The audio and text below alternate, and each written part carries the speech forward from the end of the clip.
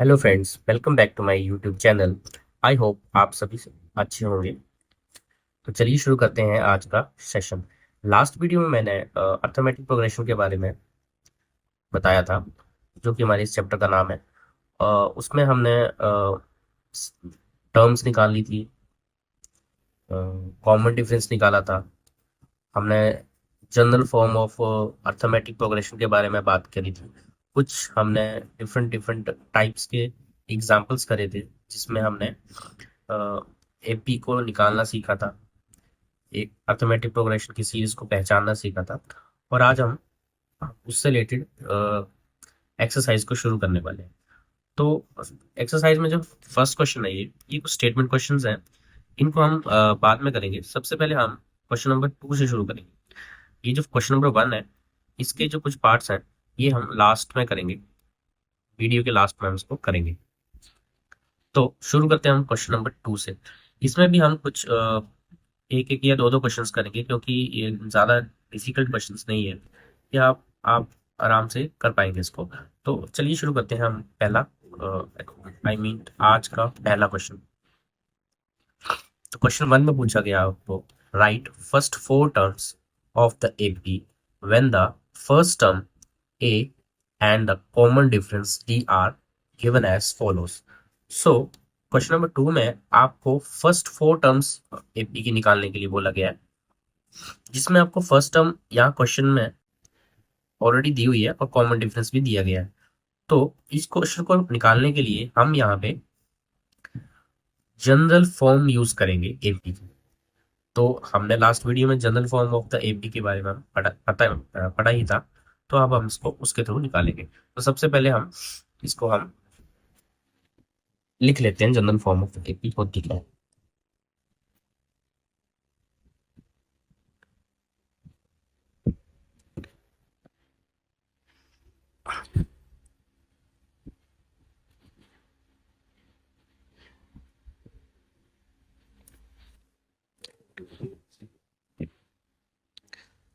तो general form हमारी क्या थी? ए प्लस डी, ए प्लस 2d, ए प्लस 3d। मैं साथ साथ बोल रहा हूँ क्योंकि लिखते वक्त शायद ये आपको दिख ना रहा होगा।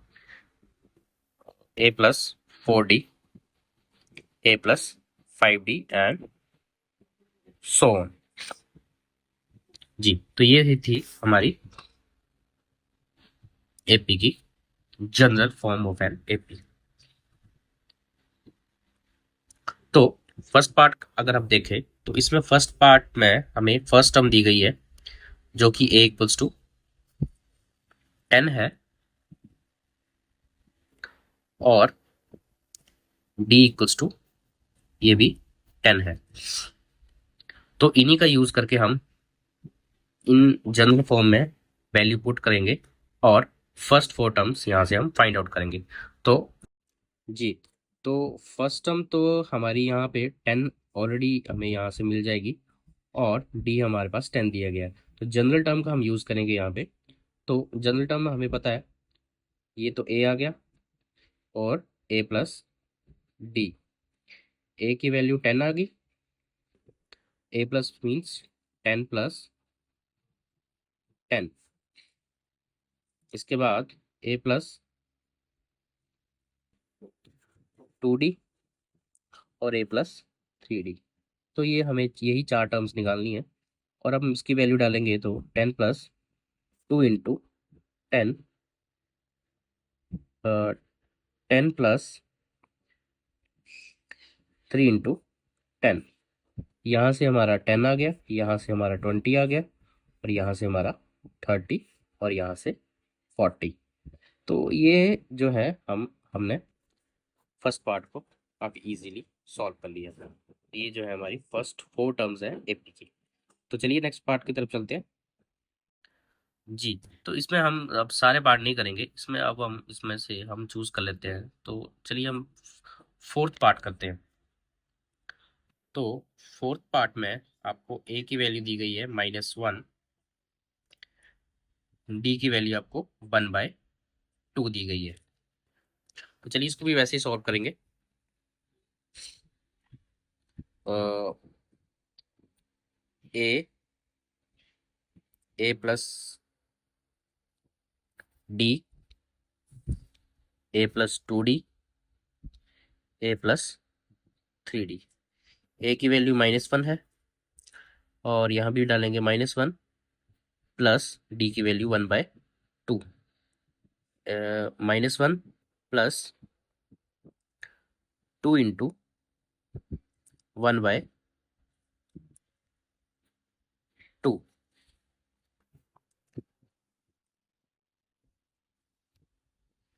प्लस -1, सॉरी प्लस नहीं आएगा, कॉमा आएगा, -1 प्लस 3 इंटू 1/2।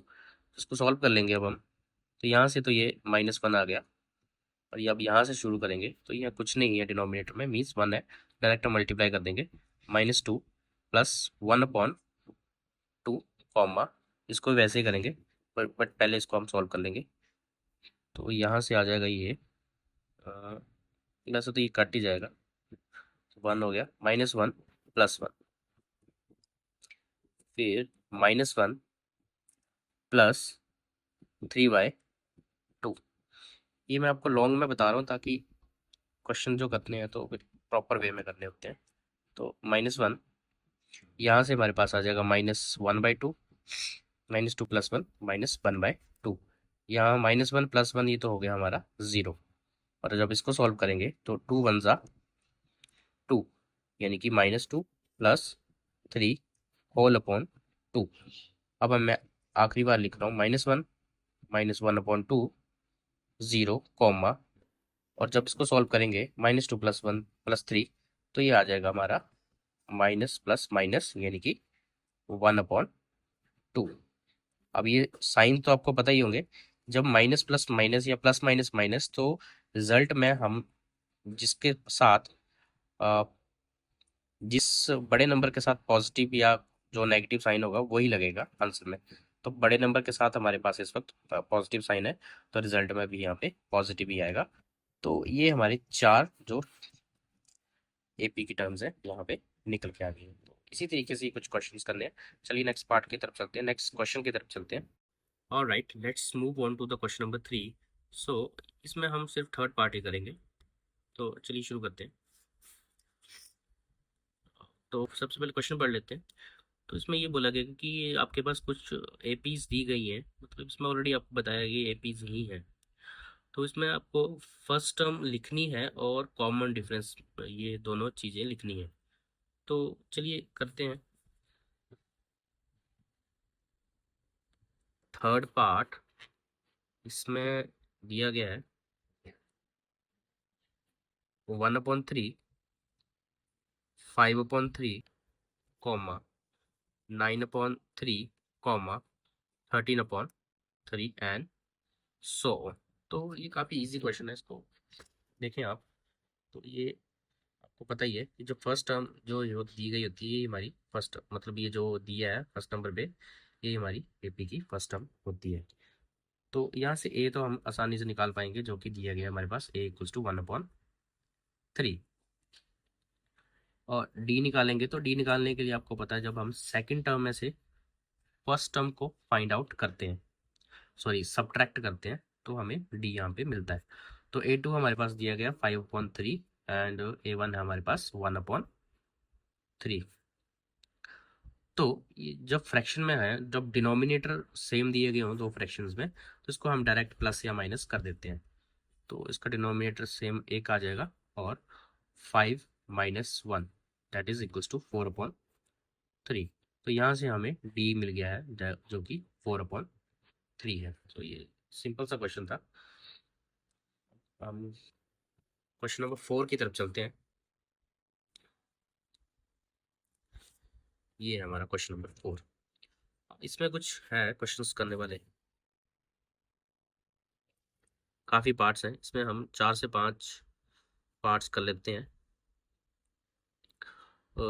एक हम कर लेते हैं पार्ट नंबर 5,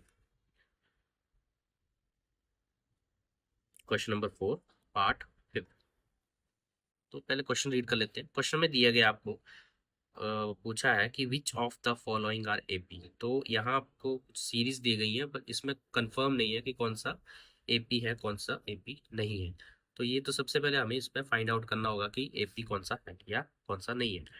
अगर आगे बोल रहे हैं कि if they form an AP, अगर ये एपी बना रहे हैं तो find the common difference D, और उसके साथ साथ आपको आगे की 3 टर्म्स भी लिखनी है। मतलब जो आपको ये सीरीज दी गई है उसके साथ साथ आपको ये सीरीज भी आपको लिखनी होगी, इसके आगे आगे के नंबर्स भी 1 2 3 एंड जैसे भी होगा। तो चलिए शुरू करते हैं क्वेश्चन नंबर 4 का 5th पार्ट। चलिए लिखते हैं। आई होप आप देख पा रहे होंगे इसको। First 3 comma 3 plus √2 comma 3 plus 2 √2 comma 3 plus 3 √2 and so on. तो चलिए कॉपी की तरफ चलते हैं। तो जैसे कि आप ये देख पा रहे हैं कि मैंने क्वेश्चन लिख दिया है, तो यहाँ से हम चेक करेंगे। तो चेक करने के लिए सबसे पहले हम क्या करते हैं, सबसे पहले हम डी निकालते हैं। D means common difference. तो हम 2 या 3 बार इसको कॉमन डिफरेंस निकालेंगे। तो a2 minus a1, 3 plus √2 minus 3। अब हम इसको सॉल्व करेंगे। ये काफ़ी कॉम्प्लिकेटेड हो जाते हैं क्वेश्चन, ये रूट के साथ जब प्लस माइनस करना हो तो इसको काफ़ी ध्यान से करना पड़ता है। और जैसे हम देख पा रहे हैं कि ये 3 प्लस √2 है, मीन्स ये अलग है इस √2 से, और ये -3 है। तो +3 और -3 जो है आपस में कैंसल आउट हो जाएंगे। तो यहाँ से हमारे पास जो डी आएगा वो सिर्फ √2 ही होगा। चलिए अब हम सेकंड टाइम जो है हम रूट निकाल सॉरी डिफरेंस निकालेंगे, कॉमन डिफरेंस। तो अब हम यूज करेंगे a3 माइनस a2। तो a3 हमारे पास है यहाँ पे 3 प्लस 2 √2, और सेकंड टर्म है हमारे पास 3 प्लस √2। जी, तो सबसे पहले तो अब ये यहाँ गया है तो इसका साइन भी चेंज होगा, तो माइनस प्लस माइनस हो जाएगा। ये प्लस का 3 है, ये माइनस का 3 है, तो इस +3 से -3 कैंसल आउट। अब हमारे पास बच रहा है 2 √2 माइनस √2। तो अब ये जो दोनों है, ये यहाँ पे हमारे पास √2 कितने हैं, 2, और यहाँ पे हमारे पास √2 कितने हैं, सिर्फ 1। तो √2, 2 रूट में से हम 1 रूट माइनस कर देंगे।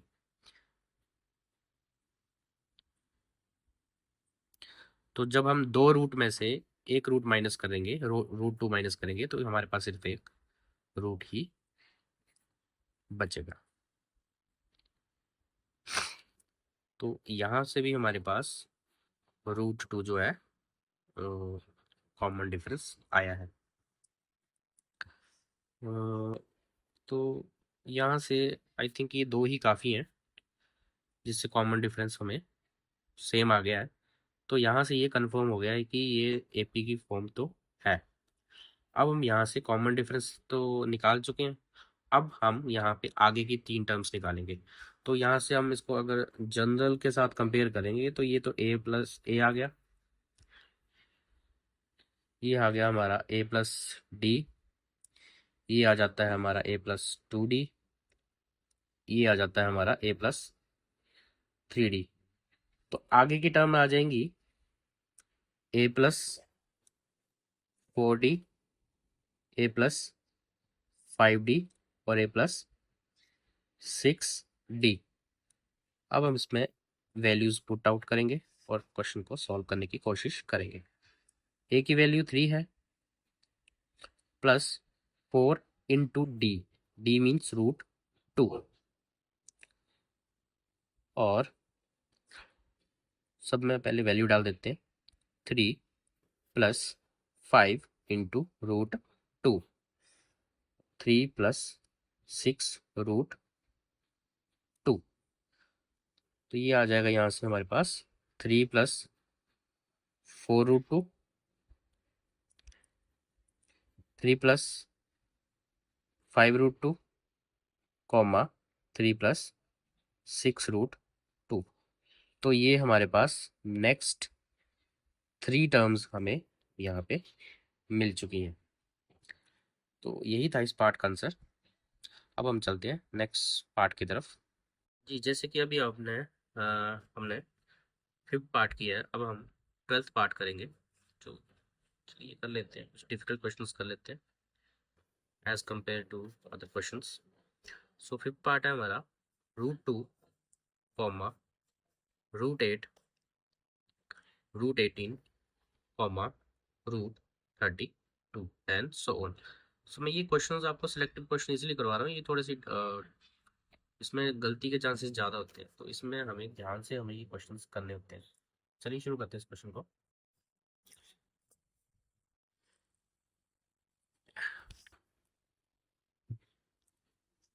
जी, तो यहाँ से हम सबसे पहले तो फिर वही चेक करेंगे, डी निकालेंगे यहाँ से। तो डी जो है हमारा निकालने का तरीका क्या है, second term minus first term. एक बार फिर से निकालने के लिए हम यहाँ लिख लेते हैं, third term minus second term. तो चलिए इसको थोड़ा सा सिंपल कर लेते हैं इसको हम। 8 के हम यहाँ पे फैक्टर बना लेते हैं। 2 4 ज़ा 8, 2 2 ज़ा 4, 2 1 ज़ा 2। जैसे आपको पता ही होगा कि जिसके जो पेयर बन जाएगा वो ऑटोमेटिकली रूट से बाहर आ जाएगा। तो इसमें जो एक पेयर बन चुका है और एक नहीं बना है, तो इसको अब हम कैसे लिखेंगे, पेयर बन गया तो 1 टाइम, जो जिसका पेयर नहीं बना है उसको हम रूट में लिख लेंगे। तो यहाँ कितना आ गया, 2√2 माइनस √2। अब ये माइनस करना आसान रहेगा। अब ये हमने पहले भी किया था ऐसे ही, कि √2 हमारे पास 2 है, उसमें से हम एक √2 माइनस कर देंगे। तो 2 में से एक चला जाएगा तो कितना बचेगा हमारे पास, एक ही रूट बचेगा। तो यहाँ से हमारा टी निकल के आ चुका है। इसके बाद दूसरा हम ट्राई करेंगे वैसे ही। √18 के लिए वैसे फैक्टर हम निकाल लेंगे, 2 9 ज़ा 3 3 ज़ा 3 1 ज़ा। इसका पेयर बन चुका है, इसका नहीं बना है, तो ये रूट के बाहर रहेगा, 3√2।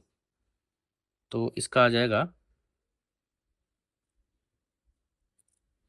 3√2, और इसका हम पहले भी निकाल चुके हैं, तो इसका आ जाएगा 2√2। तो जब हमारे पास यहाँ पे √2 कितने, 3, और यहाँ पे कितने, 2। तो 3 में से जब 2 चले जाएंगे तो हमारे पास कितने बचेंगे, फिर से एक ही √2 बचेगा। तो यहाँ पे भी हमने ये देखा कि यहाँ पे भी जो हमारा डी है वो यहाँ पे भी सेम ही आया है। तो यहाँ से हमें ये कंफर्म हो जाता है कि ये भी क्या है, एक अर्थमेटिक प्रोग्रेशन की सीरीज है। अब हम नेक्स्ट 3 टर्म्स निकालेंगे इसकी।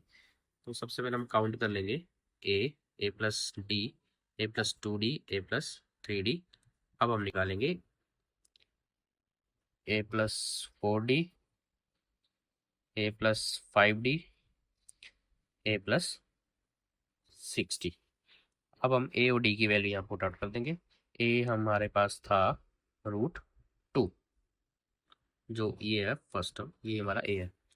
तो √2 प्लस 4 इंटू डी, डी की वैल्यू √2 है, तो इंटू 2। यहाँ पे वैल्यू डाल लेते हैं, √2 प्लस 5 इंटू डी, डी की वैल्यू कितनी है, √2, √2 प्लस 6 इंटू √2। तो अब हम इसको सभी को एक एक करके सॉल्व कर लेंगे। √2 प्लस 4 √2, √2 प्लस 5 √2, √2 प्लस 6 √2। 4 में हमारे पास यहाँ पे √2 कितने हैं, 4 है, यहाँ 1 है, तो अब 4 में एक √2 और ऐड कर देंगे, तो ये हमारे पास हो जाएगा 5 √2। और जब इसमें करेंगे तो ये कितने हो जाएंगे, ये हो जाएगा हमारा 6 √2, और ये हो जाएगा 7 √2। तो यहाँ से हमारे नेक्स्ट जो टर्म्स हैं ये निकल के आ गई है। अगर आप इनको इस फॉर्म में बनाना चाह रहे हैं तो इसको आप बना सकते हैं। अब जैसे हमें ये पता है कि ये पेयर बन गया था, तो पेयर का तो ये रूट के बाहर आ गया था, तो इसको हम ऐसे भी लिख सकते हैं,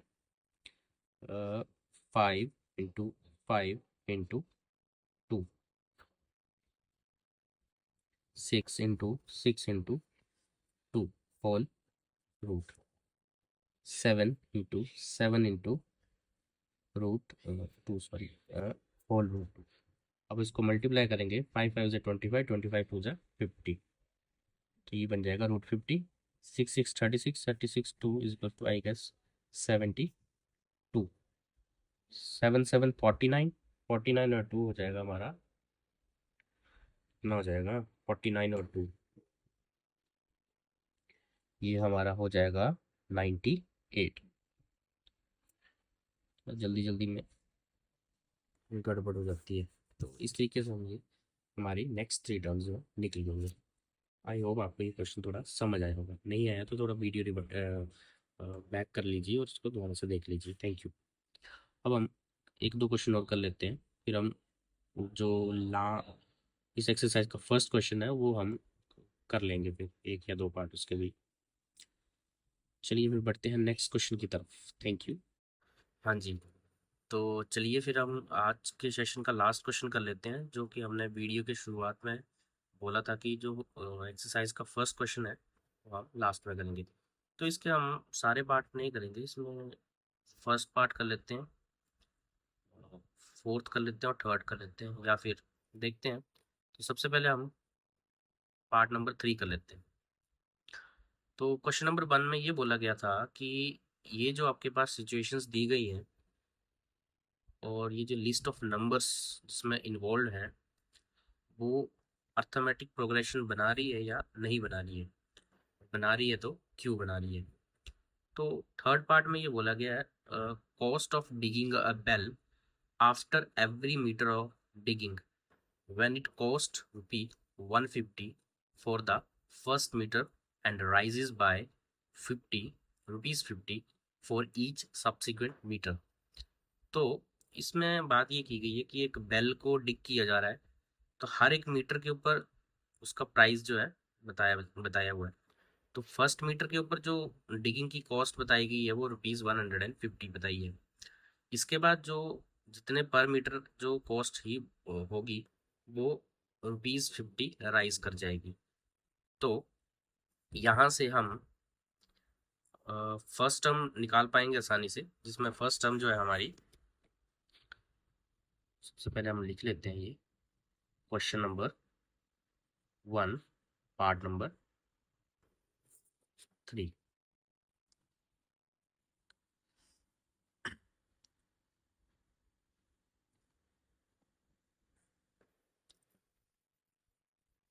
जी, तो फर्स्ट पार्ट में यहाँ से हमें फर्स्ट टर्म मिल जाएगी ₹150, और डी हमारा यहाँ पे होगा 50। D50 इसलिए होगा क्योंकि हर एक मीटर के बाद ₹50 जो है पर मीटर प्राइस डिगिंग का बढ़ जाएगा। ठीक है, तो जनरल टर्म तो हमें पता ही है, एपी की ए प्लस डी, A+2D, A+3D। मैं दोबारा लिख लेता हूँ, A+3D एंड सो ऑन। तो ए तो हमें यहाँ से मिल जाएगा, तो वो है वो 50 है, और सेकंड टर्म निकालेंगे तो ए है हमारे पास 150 plus D is 50। Third term के लिए 150 प्लस 2 इंटू 50। थर्ड टर्म के लिए 150 प्लस 3 इंटू 50। अब हम इसको सॉल्व कर लेते हैं। 150 plus 50 is equals to 200। 150 plus 100 और ये जो है 150 प्लस 150। तो अब हम फाइनल एपी की टर्म बना लेंगे। 150, 200 एंड इट्स 250 एंड 300। तो यहाँ से हमें पता चल गया कि ये एक एपी की टर्म है, क्योंकि जो डिफरेंस आ रहा है वो यहाँ पे सेम आ रहा है। जो डिफरेंस कितने का आ रहा है? 50 का। अब अगर आप क्रॉस चेक करना चाहें तो कर सकते हैं। Second term minus first term, 200 minus 150 is equals to 50। 150 minus sorry, हाँ yes, 250 minus 200 is equals to 50। 300 minus 250 is equals to 50। So ये हमारा फर्स्ट क्वेश्चन का थर्ड पार्ट हो गया है। Let's move to the next part. जी, तो चलिए आज आज के सेशन का हम लास्ट क्वेश्चन कर लेते हैं, जो कि है पार्ट नंबर 4। क्लास 8 या 7th में आपने कंपाउंड इंटरेस्ट, सिंपल इंटरेस्ट के बारे में तो पढ़ा ही होगा, तो इसमें थोड़ा सा उसमें उसका यूज हुआ है फॉर्मूले का। तो चलिए देख लेते हैं। तो क्वेश्चन रीड करते हैं। The amount of money in the account every year, comma, when 10,000 is deposited at compound interest at 8% per annum. तो यहाँ ये बात की गई है कि जो प्रिंसिपल अमाउंट जो डिपॉजिट किया गया था वो 10,000 था, और उसके ऊपर कंपाउंड इंटरेस्ट लग रहा है 8% पर एनम। तो कंपाउंड इंटरेस्ट और सिंपल इंटरेस्ट में आपको डिफरेंस तो पता ही होगा। तो ज़्यादा उसके ऊपर बात ना करते हुए हम सीधा क्वेश्चन के ऊपर आते हैं। तो इसमें हमें कुछ जो गिवन चीज़ें हैं वो देख लेते हैं। तो यहाँ पे आप देख पा रहे हैं कि यहाँ पे हमें प्रिंसिपल अमाउंट दिया गया है, that is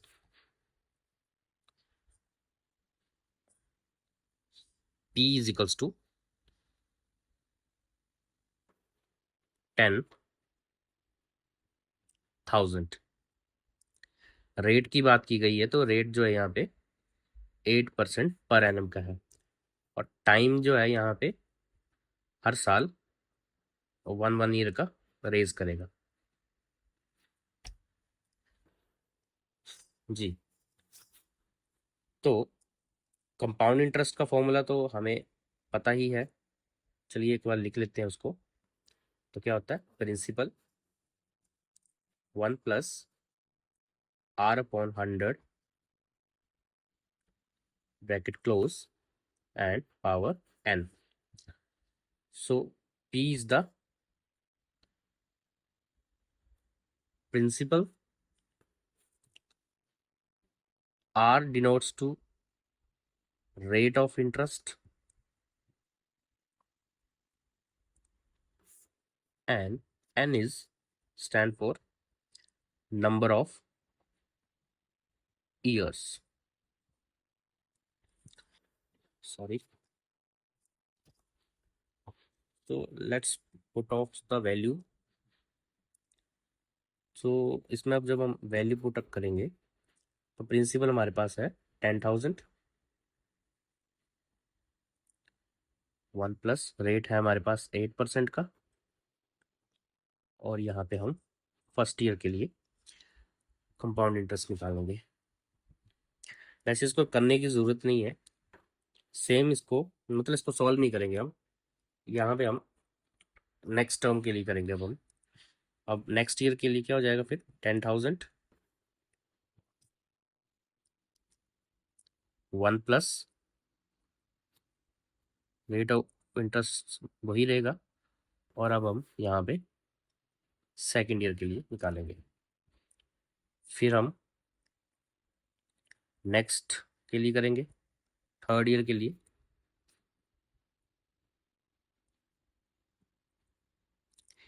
eight by 100 and for the third year n is equals to 3। तो एक बार अगर हम इसको सॉल्व करें, चलिए एक बार हम इसको फर्स्ट को सॉल्व भी कर लेते हैं ताकि आपको भी सेटिस्फेक्शन मिल जाए। तो जब हम इसको सॉल्व करेंगे तो ये कुछ इस तरीके से बनेगा।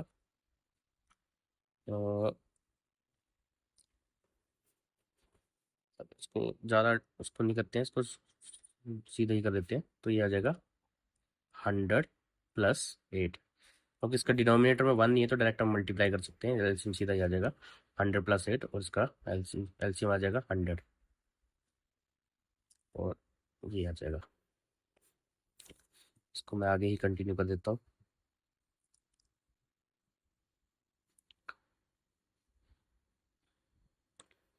ये आ जाएगा आपका 10,000, 100 + 8 is equals to 108 and 100। Sorry, अब ये 100 और ये 10,000 आपस में मल्टीप्लिकेशन में इस वक्त ये न्यूमरेटर में और ये डिनोमिनेटर में, तो ये आपस में कट सकते हैं। तो 2 जीरो से हम 2 जीरो काट देंगे और हमारे पास बचेगा 100 × 108। जब इसको सॉरी सॉल्व करेंगे तो हमारे पास कुछ ये आ जाएगा 1080।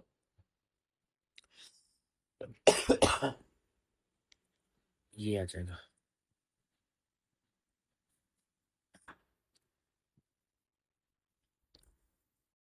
वैसे आपको एक चीज़ बताना चाहूँगा इसमें कि ये हमें सॉल्व करने की ज़रूरत नहीं थी। ज़रूरत क्यों नहीं थी? क्योंकि अब हम यहाँ पे हम अर्थमेटिक प्रोग्रेशन की बात कर रहे हैं। तो ये जो है ये फर्स्ट टर्म है और ये सेकंड टर्म है और ये थर्ड टर्म है। और ऐसे ही अब हम आगे की टर्म भी लिख सकते हैं, क्योंकि जो कंपाउंड इंटरेस्ट जो होता है वो, जैसे आपने ये सॉल्व किया तो इसको सॉल्व करने के बाद ये जो अमाउंट बना, इसमें प्रिंसिपल अमाउंट भी है और इंटरेस्ट भी है। जब आप सेकेंड ईयर के लिए कंपाउंड इंटरेस्ट निकालेंगे तो प्रिंसिपल अमाउंट ये नहीं रहेगा, मीन्स 10,000 नहीं रहेगा। तो प्रिंसिपल अमाउंट जो होगा सेकेंड ईयर के लिए वो हो जाएगा 10,800। सो उसके लिए ये वैलिड नहीं रहेगा फिर। तो अर्थमेटिक प्रोग्रेशन की हम बात करें यहाँ पे, तो यहाँ से जब हम सॉल्व कर रहे हैं या यहाँ सॉल्व करेंगे या यहाँ सॉल्व करेंगे, यहाँ पे डिफरेंस जो हमारा अलग आएगा। कॉमन डिफरेंस सेम नहीं आ रहा है मतलब यहाँ पे। ठीक है, तो इसको हम लिख सकते हैं, दिस इज रीज़न हम ये दे देते हैं जी। तो इसका रीज़न हम ये दे सकते हैं कि जो एडजेसेंट टर्म्स है, एडजेसेंट मीन जो साथ वाली टर्म्स है इस सीरीज की, ये क्या नहीं है, do not have the same difference between them, therefore this is not an AP. तो इस वजह से ये एपी की टर्म नहीं है। ठीक है, तो इसी के साथ हम आज का सेशन को एंड करते हैं। आई होप आपको ये सेशन अच्छा लगा होगा। हाँ, वीडियो थोड़ी लंबी हो गई है, बट अब क्वेश्चंस करेंगे तो वीडियो तो लंबी होगी, थोड़ी पेशेंस तो रखने पड़ेंगे। और जो लास्ट वीडियो में हमने कुछ क्वेश्चंस करे थे, और अगर आपको थोड़ी सा डाउट रह गया है तो उसको आप दोबारा एक बार चेक कीजिए, दोबारा विजिट कीजिए उस वीडियो को और उसको अच्छे से देखिए और अपने डाउट को क्लियर कीजिए। उस वीडियो का जो लिंक जो है वो डिस्क्रिप्शन में डाल दूंगा, जिससे आप अपने डाउट जो है क्लियर कर सकते हो। ठीक है, ओके, ठीक है, फिर मिलते हैं नेक्स्ट वीडियो में और नेक्स्ट टॉपिक के साथ और नेक्स्ट एक्सरसाइज के साथ। Take care, bye bye.